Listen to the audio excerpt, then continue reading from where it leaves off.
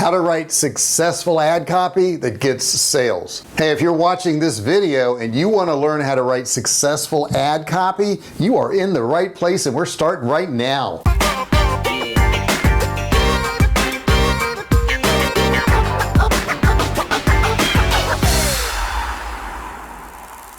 Hey, before we get started, do me a favor, join the Fisher family. Go down there and click that subscribe button and ring the bell next to it, right? The little notification bell there. It's important that you click that and turn on all notifications. Hey, maybe you're new to this channel and you don't know who I am. I'm J.R. Fisher, and I've been selling products online since 2009.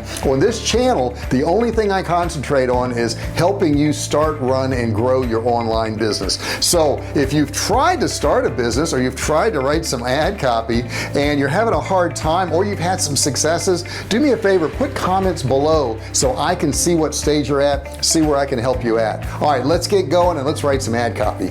Your ad copy can literally make or break your company. Now, a lot of people think if I have a great product, I'm good, but you're not. Your ad copy is what's so important. It doesn't really matter if you have a great product, or you have, great marketing, or you have a great organization, if you don't have good ad copy, because this is the first touch of the customer. When they see your ad copy, when they see your landing pages, and if it's not written properly, they're not going to be motivated to buy your product, and you're not going to sell anything. So that's why ad copy is so very important.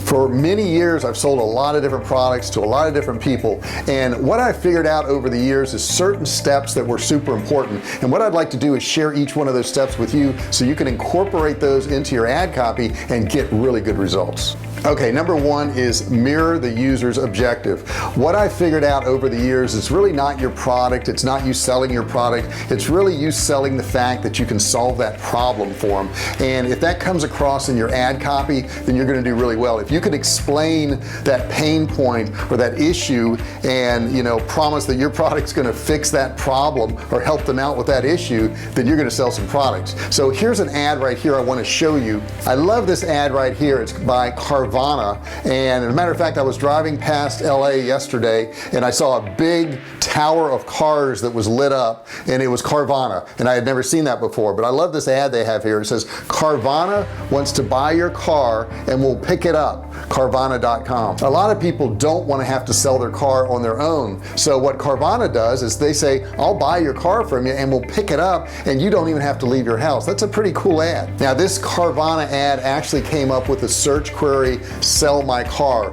So what they've done is they've maximized SEO on this by knowing that people are going to be searching for how to sell my car, and then their ad's going to pop up and they say, hey, we'll buy your car and we'll come pick it up too. But they already know that that's what their audience is searching for. Now, finally, in the ad, it actually says you can get your money that very same day. So they not only say we'll buy your car, we'll pick it up, we'll give you money quick. So that's pretty much everything that somebody wants to do when they are selling their car. The next thing that works really well, number two, is include numbers or statistics in your headlines. Advertisers will do practically anything to get you to click on their ads, but all they really need to do is make your life easier. That's the simplest thing they need to do. Cut the crap, okay? Get to the point. An excellent way to do this is by including numbers or statistics in your ads, preferably in the headlines. So let's check out this one here. This says $114 cheap RI auto insurance, overpaying for auto insurance, ?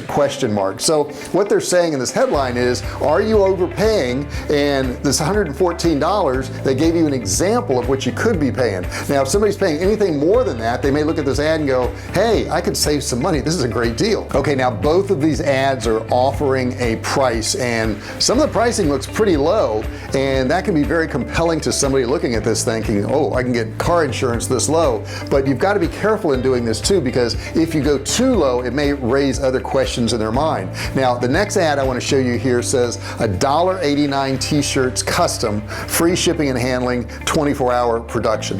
Now, on the surface you say, well, $1.89, that's incredibly cheap, I got to buy it. But it also triggers something else in your brain that says that's way cheaper than what it should be. Is that really low quality? And as soon as you get somebody's brain to start thinking that way, they may prevent them from actually clicking that ad because it may be too good to be true. So when you're thinking about doing your pricing, you want to make sure that you don't go way too low to where you actually interject that extra question in their mind is, could that be a poor product? And let's face it, most prospects for a product have some form of a price in mind, and if that price is way lower than what they have in mind, it is going to set off that trigger of maybe this is no good, or maybe this is a scam, and it may prevent them from clicking. So you do want to keep that in mind. Now, number 3 is appeal to the user's sense of entitlement. Unfortunately, I hate to admit it, but in the United States there's a lot of entitlement. People think they are due so many different things. However, that can be used actually in our ads to sell more and more merchandise. Since they already have in their mind that they deserve so much, we can put that in our ads and use that to our advantage. In an ad I saw recently for a divorce attorney and personal injury lawyer, it expertly capitalized on this sense of entitlement. It used the phrase in the headline to protect your best interest. So it wasn't saying that you should share what you earn with your spouse. It was saying to protect yourself against other people, which is kind of a selfish type interest, but it does work really well in advertising. Now, some of these techniques are used in some industries more than others, but this sense of entitlement in a lawsuit in legal industry is bigger than ever, because anytime somebody files a lawsuit, they always feel like they're owed something. Somebody owes them something, and by playing on that feeling, you can also run ads and get a lot more customers, I guess, in that industry, especially when you're getting ready to sue somebody. Number 4, you also want to include emotional triggers in your ads. Now, as you can see in this ad right here, nothing spurs people into action more powerful than an emotional response, because people normally make their buying decisions more based on their emotions than their logic. And of course, this ad right here for a divorce and personal injury lawyer really plays upon that something, that you are due something or you are owed something, and it's very, very effective in lawsuits. Now, the ad you're seeing here manages to actually stimulate an emotional response while using an aspirational language to entice prospects to click. This type of ad may have been well suited to a negative emotional trigger, but the advertiser has clearly opted to take a more inspirational approach to a specific body topic. Now, let's check out the ad. Boston laser liposuction, one-day fat removal. Restore the natural contours of your body to bring out your best self. Minimally invasive, more affordable than ever, total body transformation. 50+ locations nationwide, free consultation, and new Marlboro location. So they make it simple and easy, and all the locations make it seem like there's one close by. Now, of course, sometimes taking a more direct approach can be the best way to go too, as in this ad for a law firm specializing in DUI cases that demonstrates with this ad. It simply says, arrested for DUI in MA, save your license and avoid jail. Those are two things that you want to do if you're stopped for DUI. This is an example of fear, or at the very least uncertainty, and it's the primary emotional trigger in this ad. Save your license and avoid jail. And it's right there in the headline, and it's a very effective tactic. Number 5, you want to create keyword-rich URLs. Basically, in the URL, you actually have the keyword of what you're trying to advertise for. The display URL can be huge. You can use it actually as two different purposes. It could be something more interesting than the actual keywords from the ad, or it could be something that actually complements what that particular ad is in the URL. Okay, for example, this one here shows good use of display URL, which suggests that the prospect will be taken to a product page dedicated to security cameras. It looks better than the generic homepage URL, and it gives the advertiser another opportunity to appear alongside the search term. So all I'm saying to you is, before you make your ad go live, think a little bit about the URL and what the customer is going to actually see, and if you can change that up a little bit to make it a little bit more enticing.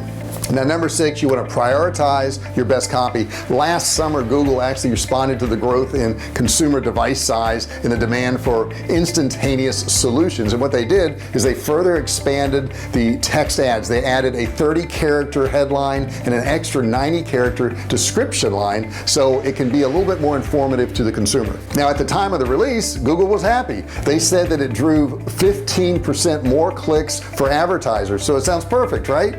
Now, while this sounds pretty cool and having that extra 100 additional characters really helps your ad, people weren't thinking about the fact that a lot of these ads were running on smaller devices such as iPads and iPhones, and a lot of that description just got cut off anyhow. Now, when you're thinking about doing your ads, I would say use something like Kartra, and I'll put a link in the description below, because Kartra will allow you to see your particular ads. It will allow you to see your pages in all types of devices, and you can see what words will be cut off and which ones won't. Now, right here for an example, I was using my desktop. Google served me all three of Kayak's headlines. Nonetheless, the Kayak copywriters came prepared for smaller screens. They were smart, okay? Although the inclusion of the branded website in the third headline does help from a recognition standpoint, it's certainly not essential information, so you didn't have to have it. But let's face it, the first two headlines on the top of the ad are much more important, and that did get included. But when you search on mobile, you only see two headlines, and it's also a different advertiser, but I think you see my point. Number 7 is preemptively respond to common objections. Now, the thinking of most people is we don't want to bring up any objections because it could prevent them from buying, but the fact is those objections are always there. So if you don't address those objections in your ads, then what you're doing is leaving those objections unanswered. So I would rather actually answer all the objections in my ads, in my sales copy, so that that's no longer an objection for the person. Now take a look at this example for the search query affordable home insurance. Okay, now obviously there are dozens of very large companies offering home insurance, and so differentiating yourself in this particular market could be pretty tricky. However, EverQuote has done a pretty good job of making this ad compelling. Note that the very first copy in the ad is a price. It's $97, which helps overcome prospects' fear of being gouged for insurance. Number 8, you want to focus on benefits. Now keep in mind that people are selfish, and you never want to really stray away from that a whole lot, because they don't really care about your company, they don't care about your people, they don't care about your product, they care about what benefits that you can provide to them. And if you keep that in the forefront of your mind, your ad copy is going to be much better. Now let's take a look at some of those principles in action, and it's worth noting that I've included a lot of insurance companies because that's a super competitive market. The first ad focuses almost exclusively on how their services benefit me as a potential customer. It tells me that their plans work with any licensed veterinarian and include coverage for hereditary health problems my pets may have. It goes on to assure me that my pet will be covered for life and that his or her age does not matter. Now the second ad is significantly worse. The headlines are okay, including a call to action with a slight sense of urgency is a fine practice. It's in the description that things go south for MOAA. The only benefit, if you could even call it that, is that MOAA members choose the coverage they want for their pets. Yeah, that's the whole point. It's given that MOAA members have that liberty. The ad is a complete waste of description space. It's worth noting that the second ad could very well convert like gangbusters. I'm sure there are literally thousands of ads out there that don't follow the best practices. However, I don't think this one did well. Now, writing great PPC ads really takes time and practice. Don't expect to do it right off the bat. However, if you follow these tips and avoid some of the pitfalls that I've gone through in here, you're going to do much better. Now, each one of your ads kind of has a quality score, and you want to watch that as you go through to see which ones are getting the best results. So let's go through a summary of how to write effective ad copy for PPC advertising. Okay, number 1, you want to mirror the user's objective. Number 2, include numbers or statistics in your headlines. Number 3, appeal to the user's sense of entitlement. Number 4, include emotional triggers in your ads. Number 5, create unique keyword rich URLs. Number 6, prioritize your best ad copy. Number 7, preemptively respond to common objections. And number 8, focus on the benefit. Now, if you enjoyed this video, what should you do? Well, you should join the Fisher family. You should go down there and click that subscribe button. You should click the like button or the dislike button if you want. Don't forget to ring the bell, turn on the notifications. There's a little bell right next to that subscribe button, and if you click show me all notifications, guess what, YouTube will tell you when I do a new video. And also, I promised you a free $97 course. It's down in the description. All you got to do is click the link. Okay, so have you tried to run some ads? Have you tried to write your own ad copy? If so, I want to know about it. Put it in the description. If you've got an example, I would love to see it. Put it in the description. If you're having trouble and you don't know what to do or don't know what the next step is, put it in the description. Hey, guess what? I'm going to see you in the description, and I'll see you in the next video. Thanks for watching. Hey, thanks for watching my video. Don't forget to subscribe to my channel and click that little bell right there so you can be notified every time I do a new video. Also, click on one of those videos there. Keep watching on my channel.